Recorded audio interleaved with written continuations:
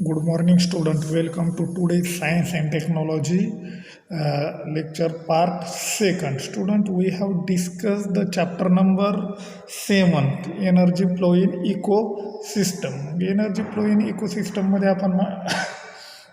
आपण तुम्हाला माहिती आहे एनर्जी म्हणजे काय, ऊर्जा, इकोसिस्टीम म्हणजे काय, परिसंस्था, आणि फ्लो म्हणजे काय आपण म्हणतो की आपण त्याला काय म्हणतो की जे काय परिसंस्थेतील ऊर्जा प्रवाह आपण पाहतो तो परिसंस्थेतील ऊर्जा प्रवाह. मग परिसंस्थेतील ऊर्जा प्रवाहामध्ये तुम्हाला माहिती आहे आपण काल पाहिलेले प्रायमरी कंझ्युमर्स कशाला म्हणायचं, सेकंडरी कंझ्युमर्स कशाला म्हणायचं, अपेक्स कंझ्युमर्स किंवा ओमनिवरस कशाला म्हणायचं. म्हणजे त्याला आपण प्राथमिक भक्षक, प्राथमिक भक्षक, द्वितीय भक्षक किंवा सर्वोच्च भक्षक किंवा ओमनिवरसला उभयहारी किंवा मिश्रहारी असं सुद्धा आपण काय करतो म्हणतो, ते आपण पाहिलं. त्यानंतर फूड चेन म्हणजे अन्न साखळी म्हणजे काय आपण काल पाहिलेलं आहे. मग आपल्याला आज काय पाहायचं आहे की त्याच्यात पुढचा पार्ट काय करायचा आहे आपल्याला पाहायचा आहे. मग पुढचा पार्ट काय आहे तर बघा, पुढचा पार्ट काय आहे तर त्यांनी काय म्हटलेलं आहे की त्यांनी काय म्हटलं आहे बघा, ॲन ऑर्गॅनिझम मे बी प्रे for many other organisms. For example, insect feed upon leaves of various plants, but the same insect the prey of different animal like frog, wall lizard, bird, etc. म्हणजे त्यांनी सांगितले की एखादा सजीव, म्हणजे त्यांनी म्हटले ॲन ऑर्गॅनिझम प्रे the for many other organism. म्हणजे त्यांनी सांगितलं की एखादा सजीव इतर अनेक सजीवांचे तो काय असतो, भक्ष असतो. म्हणजे an organism may be the prey for many other organism म्हणजे एखादा सजीव अनेक सजीवांचे भक्ष असतो. म्हणजे एखादा कोणताही सजीव घ्या, त्याला खाणारे प्राणी काय असतात, भरपूर असतात, म्हणून तो काय झाला, त्या सजीवांचा तो भक्ष झाला. मग त्यांनी सांगितले for example on insect feed upon leaves of various plants. म्हणजे एखादा जर इन्सेक्ट घेतला, एखादा कीटक घेतला, इन्सेक्ट म्हणजे आपण त्याला कीटक म्हणतो. मग अशा पद्धतीचा जर एखादा कीटक घेतला आणि तो जर कीटक अनेक प्रकारच्या वनस्पतींची तो insect feeds upon leaves of various plants म्हणजे वेगवेगळ्या वनस्पतींची जर तो पाने खात असेल, परंतु same insect prey of different animal like frog, all lizard, bird, etc. म्हणजे त्यांनी सांगितलं की तोच इन्सेक्ट हा काय होत असतो, प्रे होत असतो डिफरंट ऑर्गॅनिझम. मग त्यांनी सांगितलं की फ्रॉग असेल, ऑल लिझार्ड असेल, बर्ड्स असेल, यांचा तो काय होत असतो, प्रे होत असतो, म्हणजे भक्ष होत असतो. म्हणजे एखादा कीटक जरी वेगवेगळ्या वनस्पतींची पाने खात असला तरी त्या कीटकाला मात्र वेगवेगळे सजीव आहेत ते वेगवेगळे सजीव भक्ष म्हणून काय करत असतात, त्याचा वापर करत असतात. म्हणजे त्याचा अन्न म्हणून काय करत असतात, वापर करत असतात. मग असं कुठं आहे तर त्यांनी एक एक्झाम्पल दिले. काय एक्झाम्पल दिले, insect upon leaves of various plant but the same insect the prey for different animal like frog, wall lizard, bird. म्हणजे त्यांनी म्हटलं की एखादा कीटक जरी वेगवेगळ्या वनस्पतींचे पाने खात असला तरी त्या कीटकाला वेगवेगळ्या प्रकारचे बेडूक असेल, वॉल लिझार्ड म्हणजे आपण त्याला म्हणतो पाल म्हणतो, किंवा बर्ड्स म्हणजे पक्षीसुद्धा त्याचा अन्न म्हणून उपयोग करत असतात. मग त्यांनी पुढं काय म्हणलं, if this to be show in the figure. म्हणजे त्यांनी म्हटलेलं आहे की हे काय दाखवलेलं आहे की तुम्हाला अशी आकृतीत दाखवायची म्हटले तर सरळ त्यांनी म्हटलं if this to be show the figure it will be from intricate web instead of linear. म्हणजे त्यांनी म्हटलेलं आहे की तुम्हाला जर आकृतीत दाखवायचं म्हटलं तर ही अतिशय इंटरकेटेड वेव्ह आहे. इंटरकेट वेव्ह म्हणजे काय, गुंतागुंतीचं हे काय आहे, जाळं. Instead of linear food chain म्हणजे ते सरळ जाळं, अशा पद्धतीची सरळ तुम्हाला साखळी नाही, सरळ साखळीऐवजी ती कशी आहे, एकदम गुंतागुंतीची अशा पद्धतीची साखळी आहे. सच इंटरकेटेड त्यांनी म्हटलं such and intricated network is called as food web. म्हणजे अशा पद्धतीचं जे इंटरकेटेड नेटवर्क आहे त्याला आपण काय म्हणतो, फूड वेव्ह असं म्हणतो. Generally food wave are found in everywhere in nature. त्यांनी म्हटलेलं आहे की ही जी फूड वेव्ह आहे ती सगळीकडं निसर्गामध्ये काय होत असते, आढळून येत असते. म्हणून त्यांना म्हटलेलं आहे की सामान्यपणे अशा पद्धतीची अन्न साखळी आहे ही generally food web of everywhere in nature, निसर्गामध्ये सर्वत्रच काय होत असते, आढळून येत असते. मग त्यांनी काय म्हटले, यूज युअर ब्रेन पॉवरमध्ये काय म्हटलेलं, यूज युअर ब्रेन पॉवरमध्ये मेक अ लिस्ट ऑफ, काय म्हटलेलं आहे बघा, make a list of various consumers of ecosystems.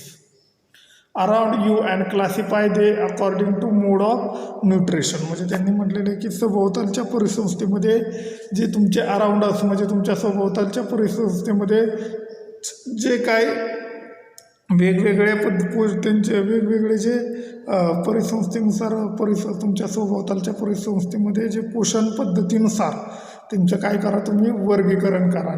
जसे काय त्याचे मोड ऑफ न्यूट्रिशन म्हणजे जशा पद्धतीने त्यांची पोषण पद्धती आहे त्या पोषण पद्धतीनुसार तुम्ही काय करा त्याचं वर्गीकरण करा. त्यानंतर म्हणलं आहे picture of various organism are given in figure 7 to construct food web from the those picture. म्हणजे हे जे पिक्चर आहे ते पिक्चर वेगवेगळे ऑर्गॅनिझम दाखवलेले आहेत आणि त्याच्यामधून तुम्हाला काय तयार करायचं आहे फूड वेब तयार करायचं आहे. मग पुढं म्हणलं is the number of consumer in food web fixed. म्हणजे त्यांनी सांगितलं आहे की अन्नजाळ्यामध्ये भक्षकांची संख्या निश्चित असते का. पुढचा प्रश्न विचारलेला आहे. अजून पुढं काय विचारलं आहे बघा. Is the number of consumers in food web is fixed. म्हणजे अन्नजाळ्यामध्ये तुमची जी संख्या आहे ती तुमची संख्या निश्चित असते का. पुढं विचारलं आहे what will be the effect on ecosystem only one type of organism in the form of food for a several different consumers in that ecosystem. म्हणजे त्यांनी म्हटलेलं आहे की एखाद्या परिसंस्थेमध्ये तर अनेक भक्षकांचे म्हणजे वेगवेगळ्या सजीवांचं एकाच प्रकारचं जर अन्न असेल किंवा अन्नाचा एकच प्रकार असेल तर त्या परिसंस्थेवरती काय परिणाम होईल, नेमका त्या परिसंस्थेवरती काय परिणाम होईल हे तुम्हाला काय करायचं आहे सांगायचं आहे. पुढं म्हटलं आहे why is the balance or equilibrium necessary in food web. म्हणजे त्यांनी म्हटलेलं आहे अन्नजाळ्यामध्ये संतुलन असणे का आवश्यक आहे. जे अन्नजाळं आहे त्या अन्नजाळ्यामध्ये संतुलन असणं का आवश्यक आहे हे सगळे क्वेश्चन त्यांनी दिलेले आहेत. मग त्यांनी जो बघा खाली विचारला आहे मेक अ सम.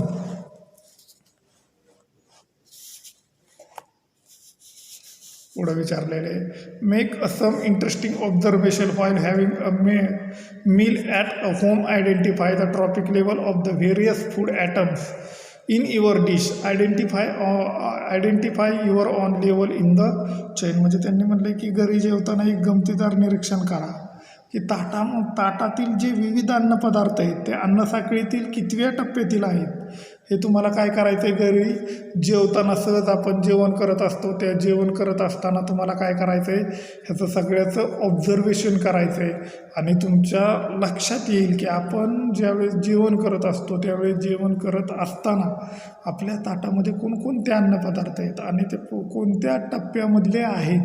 किंवा त्यांनी म्हणलेले identify the trophic level of various food atoms. म्हणजे जे काय अन्नपदार्थ तुमच्या ताटामध्ये आहेत त्या ताटामध्ये असलेल्या अन्नपदार्थ हे नेमके कितव्या टप्प्यामधले आहेत ते तुम्हाला काय करायचं आहे आयडेंटिफाय करायचं आहे. त्याचप्रमाणे पुढं म्हटलं आहे identify on your own level of the chain. मग पुढचा जो पॉईंट आहे तो पुढचा पॉईंट काय आहे द एनर्जी पिरॅमिड. पुढचा जो पॉईंट आहे तो काय आहे एनर्जी पिरॅमिड आपण त्याला म्हणतो. मग एनर्जी पिरॅमिड म्हणजे काय तर त्याला आपण म्हणतो ऊर्जेचा मनोरा असं म्हणतो. एनर्जी पिरॅमिड म्हणजे आपण त्याला मराठीमध्ये ऊर्जेचा मनोरा म्हणतो. आणि त्याच्यामध्ये बघा ट्रॉपिक लेवल खाली पॉईंट आहे. ट्रॉपिक लेवल म्हणजे आपण त्याला मराठीमध्ये म्हणतो पोषण पातळी. ट्रॉपिक लेवल म्हणजे मराठीमध्ये त्याला काय म्हणतो पोषण पातळी. मग त्यांनी म्हणलं each level in the food chain is called as trophic level. Trophic level कुणाला म्हटलं जातं तर त्यांनी म्हणलं की each level in the food chain is called as trophic level. म्हणजे प्रत्येक फूड चेनमधली जी लेवल आहे त्याला आपण काय म्हणतो ट्रॉपिक लेवल म्हणतो. म्हणजे अन्न साखळी. फूड चेन म्हणजे काय म्हणतो आपण त्याला अन्न साखळी असं म्हणतो. अन्न साखळीतील प्रत्येक पातळीला त्यांनी म्हणलेलं आहे की each level in food chain is called as trophic level. म्हणजे जी अन्न साखळी आहे त्या अन्न साखळीतील प्रत्येक पातळीला आपण काय म्हणतो पोषण पातळी असं म्हणतात. मग ही जी पोषण पातळी आहे त्याच्यामध्ये काय म्हटलं आहे trophic level is the step at which the organism obtain its food in the chain. म्हणजे त्यांनी सांगितलं की पोषण पातळी म्हणजे अन्न प्राप्त करण्याचा स्थळ. म्हणजे त्यांनी म्हटलेलं आहे की tropic level is the step. म्हणजे ट्रॉपिक लेवल अशी एक स्टेप आहे की त्याच्यामध्ये काय केलं जातं which is the organism obtain its food. म्हणजे इन द चैन म्हणजे अन्न साखळीमधून त्याच्यामधून अन्न काय केलं जात असतं प्राप्त केलं जात असतं ट्रॉपिक लेवलमध्ये अन्न साखळी. मग पुढं बघा, पुढं काय म्हणले तर amount of matter and energy gradually decreases from producer to lowest level to top consumer at highest level. म्हणजे त्यांनी काय म्हटलेलं आहे की the amount of matter and energy gradually decreases.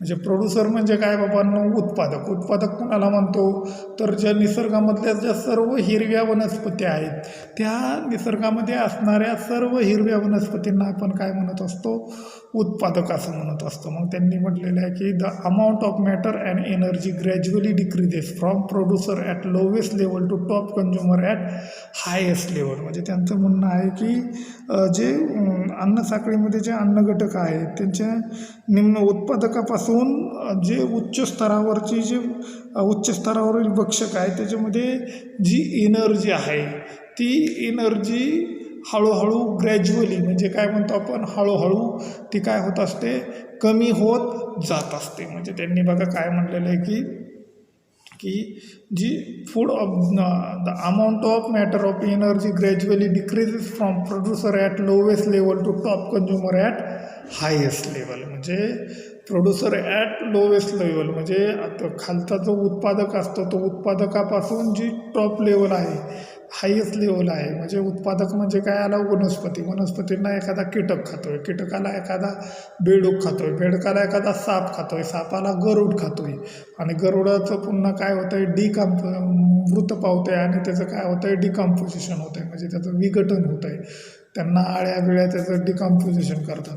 मग जी उत्पादकामध्ये जेवढी एनर्जी आहे तेवढीच एनर्जी जो अपेक्स कंझ्युमर आहे किंवा टॉप जो कंझ्युमर आहे त्याच्यामध्ये आहे का, तर त्यांचं म्हणणं आहे त्याच्यामध्ये नाही. तर ही सेंटेन्स काय आहे, अतिशय महत्त्वाचं आहे. कोणतं सेंटेन्स महत्त्वाचं आहे, the amount of matter and energy gradually decreases from producer at lowest level to top consumer at highest level. म्हणजे जी काही एनर्जी आहे gradually decreases from producer at lowest लेवलकडून हायेस्ट लेवलकडं जी काही एनर्जी जात असते ती ग्रॅज्युअली जेवढी प्रोड्युसरकडं असते तेवढी टॉप कंझ्युमरकडं नसते. मग ती काय होत असते, जशी ट्रॉपिक लेवल चेंज होत असते तशा पद्धतीने ती काय होत असते, एनर्जीसुद्धा हळूहळू डिक्रीज होत जात असते. मग ती तुम्हाला समजावं म्हणून एक त्यांनी ट्रॉपिक लेवलचा एक पिरॅमिड दिलेला आहे. काय आहे तर पहिल्यामध्ये बघा, ट्रॉपिक लेवल म्हणजे आपण त्याला मराठीमध्ये म्हणतो पोषण पातळी. काय म्हणतो मराठीमध्ये, पोषण पातळी. मग all producer in the ecosystem in plants. मग पहिल्यांदा कोण येतो आहे तर पहिला जो आहे बघा इथं असं जर बघितलं तर एवढा जो पोर्शन ऑक्युपाय केलेला आहे, all producer in the ecosystem in plant. म्हणजे त्याने सांगितलं की परिसंस्थेमधील ते सर्व उत्पादक आहे वनस्पतीत ते कशा आहेत तर उत्पादक आहेत. ते कुठं आहेत, खाली आहेत, लोअर लेवलला आहे. त्यानंतर हरव्यावरच आहे, ती कोणती लेवल आहे, फर्स्ट ट्रॉपिक लेवल आहे. त्यानंतर कारण्यावरच आहे, ती कोणती आहे, सेकंड ट्रॉपिक लेवल आहे. आणि त्यानंतर ओमनीवरच आपण त्याला म्हणतो, तर ती कोणती आहे, थर्ड ट्रॉपिक लेवल आहे. मग जी हरव्यावरच आहे आपण ज्याला all producer in ecosystem in plants, मग आपण ह्याला काय म्हणतो, उत्पादक असं म्हणतो. ह्याला आपण जे काय म्हणतो ह्याला उत्पादक असं म्हणतो. हरव्यावरसला आपण काय म्हणतो, शाकाहारी, आणि कारण्यावरसला मांसाहारी, आणि ओमनीवरसला काय म्हणतो आपण तर उभयहारी किंवा मिश्राहारी असंही म्हणतो. मग ही झाली प्रथम पोषण पातळी, द्वितीय पोषण पातळी आणि तृतीय पोषण पातळी मराठीत जर पाहायचं म्हटलं तर. मग इथं जेवढी एनर्जी असते तेवढीच एनर्जी ओमनीवरच म्हणजेच आपण म्हणलं त्याला तृतीय पोषण पातळीमध्ये असते का, तर नाही. एनर्जी हळूहळू जशा पद्धतीने ट्रॉपिक लेवल चेंज होत जाईल तशा पद्धतीने एनर्जी काय होत जात असते, डिक्रीज होत जात असते. म्हणजे हळूहळू ती एनर्जी काय होत जात असते बाळांनो, कमी होत जात असते. त्यानंतर बघा पुढं काय म्हटलेलं आहे की त्यांनी फिगर 7.4 म्हणजे फिगर 7.4 दाखवलेली आहे. मग ते आपल्याला पाहिजे की फिगर 7.4 नेमकं काय दाखवलेलं आहे. फिगर 7.4 ते आपल्याला काय करायचं आहे, पाहायचं आहे. मग ही फिगर 7.4 नेमकी काय आहे तर आपण पाहू शकतो. फिगर 7.4 ही अशा पद्धतीची काय आहे, figure pyramid of energy in aquatic ecosystem. म्हणजे त्यांनी काय दाखवलेली, जलीय ऊर्जा मनोरा त्यांनी काय सांगितलेलं आहे. पिरॅमिड इन ॲक्वाटिक म्हणजे ॲक्वाटिक इकोसिस्टीम म्हणजे जी जलीय परिसंस्था आहे, त्या जलीय परिसंस्थेमध्ये त्यांनी सांगितलेलं आहे की पहिलं काय पहिल्यांदा काय म्हटलं आहे त्यांनी बघा, फायटोप्लँक्टॉन्स असं म्हटलेलं आहे. मग फायटोप्लँक्टॉन्समध्ये जर बघितलं तर ते किती 10,000 किलो कॅलरीज एवढी एनर्जी. फायटोप्लँक्टॉन्स म्हणजे आपण त्याला म्हणतो वनस्पती, म्हणजे प्लवक असं म्हणतो. मग त्याच नंतर बघा की त्यानंतर प्लँक्टॉन्स म्हणजे त्याला म्हणतो प्राणी प्लवक असं म्हटलं जातं. त्याच्यामध्ये जी एनर्जी खाली जी फायटोप्लँक्टॉन्समध्ये जी एनर्जी होती प्लँक्टॉन्समध्ये ती 10,000 किलो कॅलरीज एवढी एनर्जी होती. परंतु जर सेकंड स्टेपमध्ये जर आपण पाहिलं तर त्याच्यामध्ये प्लँक्टॉन्स आपण म्हणतो, त्याच्यामध्ये जर एनर्जी बघितली तर हे 1,000 किलो कॅलरीज एवढे आहे. म्हणजे त्याला म्हणजे प्राणी म्हणतो. आणि तसं वरतीवर जे जाईल तसं फिशेसमध्ये जर बघितलं आपण तर किती एनर्जी, फक्त 100 किलो कॅलरीज एवढी एनर्जी. आणि ह्युमन्समध्ये बघितलं तर त्याच्यामध्ये किती एनर्जी, 10 किलो कॅलरीज एनर्जी आहे. मग जी ह्याच्यातून आपल्याला असं काय दिसतंय की जी लोवेस्ट लेवलकडून हायेस्ट लेवलकडे एनर्जी हळूहळू काय होताना दिसते, आपल्याला डिक्रीज होताना दिसते. म्हणजे कमी कमी होत असताना आपल्याला काय होत असते दिसत आहे. एनर्जी काय होत असते, डिक्रीज होत असताना आपल्याला काय होते दिसते. मला असं वाटतंय की ही जी एनर्जी आहे ती आपल्याला काय डिक्रीज होताना दिसते.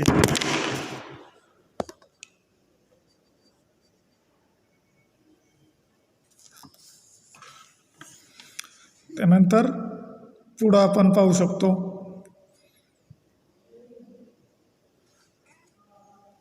त्यांनी पुढं काय म्हणलं आहे, figure 7.4 shows the energy transfer that takes place each trophic level. There are different level of energy exchange in food chain. म्हणजे त्यांनी सांगितलं की आकृती 7.4मध्ये दाखवल्याप्रमाणे energy transfer that takes place at each trophic level.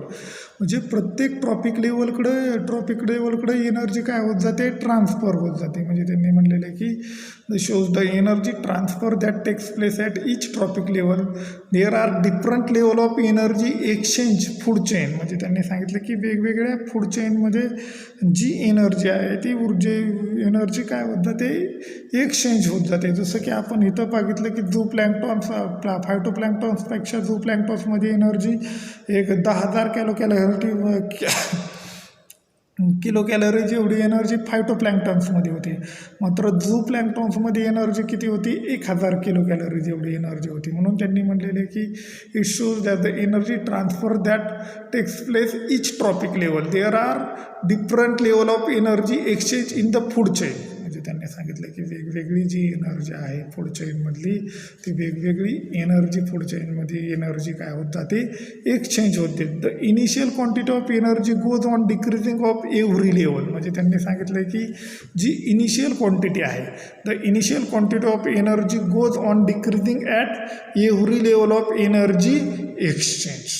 म्हणजे त्यांनी सांगितलं की सुरुवातीची जी एनर्जी आहे ती एनर्जी मूळ ऊर्जा कमी कमी होत असते. तसेच सजीवांची संख्यासुद्धा आपल्याला पुढं पाहायचं आहे की similarly the number of organism also decreases from lowest level to highest level. म्हणजे त्यांनी म्हटलेलं आहे की हे जे सजीव तशा पद्धतीने ऊर्जा एनर्जी डिक्रीज होत जाते लोवेस्ट लेवल टू टॉप लेवलपर्यंत. तशाच पद्धतीने जे काय similarly the number of organism also decreases from lowest level to the highest level. म्हणजे लोवेस्ट लेवलकडून हायेस्ट लेवलकडे सुद्धा नंबर ऑफ ऑर्गॅनिझम काय होत जात असतात, डिक्रीज होत जात असतात. म्हणजे जी पहिल्यांदा बघा जेवढीच वनस्पतींची संख्या आहे तेवढीच, समजा एखादी वनस्पतींना हरिण खातोय, ससा खातोय आणि त्याला वाघ खातोय. मग एक उदाहरण घ्या की मग जेवढ्या वनस्पती तेवढी हरणं आहेत का, ससे आहेत का, तर नाही. जेवढे ससे आणि हरणं आहेत तेवढे वाघ आहेत का, सिंह आहेत का, लांडगे आहेत का, त्यांना खाणारे प्राणी आहेत का, नाही. का तर अशा पद्धतीने जशा पद्धतीने एनर्जी लोवेस्ट लेवलकडून टॉप लेवलकडे जात असताना डिक्रीज जात असते, तशाच पद्धतीने ही जी काय आहे नंबर ऑफ ऑर्गॅनिझम्स आहेत त्या नंबर ऑफ ऑर्गॅनिझमसुद्धा लोवेस्ट लेवल टू हायेस्ट लेवलकडे डिक्रीज होत जात असतो. म्हणजे तशा पद्धतीने ते काय होत जात असतो, कमी कमी होत जात असतो. म्हणून त्यांनी सांगितलं similarly the number of organism also decreases from lowest level to the highest level. This pattern of energy exchange and ecosystem is called as pyramid of energy. म्हणजे त्यांनी सांगितलेले की this pattern of energy exchange and ecosystem is called as pyramid of energy. म्हणजे त्यांनी सांगितले this pattern of energy exchange and ecosystem is called as pyramid of energy. म्हणजे आपण हा जो परिव्यवस्थेचा ऊर्जा मनोरा पण त्याला पॅटर्न हा जो पॅटर्न आहे एक्सचेंज होण्याचा, एनर्जी एक्सचेंज होण्याचा किंवा नंबर ऑफ ऑर्गॅनिझम डिक्रीज होण्याचा, ह्याला इकोसिस्टीममधला त्याला आपण पिरॅमिड ऑफ एनर्जी असं म्हणू शकतो. मग पुढं त्यांनी म्हटलं after the death of apex consumer. त्यांनी काय म्हटलेलं आहे after the death of apex consumer their energy become available to the decomposer. म्हणजे त्यांनी म्हटलं की after the death of apex consumer their energy become available to decomposer.